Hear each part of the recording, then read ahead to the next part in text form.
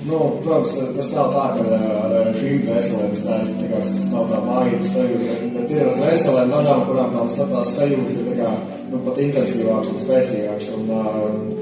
Tu man vēl pat interesanti noskaidrot, kāds vēl par tās iepriekšējās dzīves, vai kur mēs esam vēl tikušies, bet, kā jau es teicu, mēs vienmēr sajūtam, ka tās dvēseles ir radniecīgas un pareizes, radniecīgas un pieredzēts kaut kur iepriekš, vai jau piedzīvots. Tas ir baigi skaistais moments.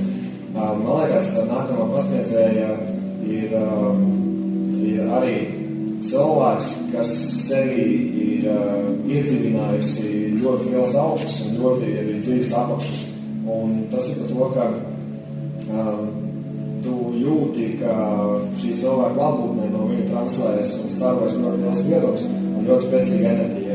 Tāpēc enerģijas elpošana jau ir tikai kā instruments atcerēties, jo bieži uztver to jautājumu, cik man jāelpo, kas man jāelpo. Tas nav par elpošanu, tas ir par tiem procesiem, kas notiek tev elpošanas laikā, ko tu izjūti, domā un ko tu pārdzīvo, lai to kāds varētu interpretēt un palīdzēt to notransformēt.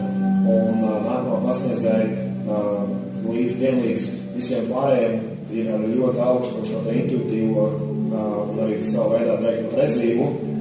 Tas ir ļoti vērtīgi enerģijas augšais pasniedzēja. Tāpēc es ar lielu prieku pagodināju aicinu uz skatu pēc kādu aizīmēt.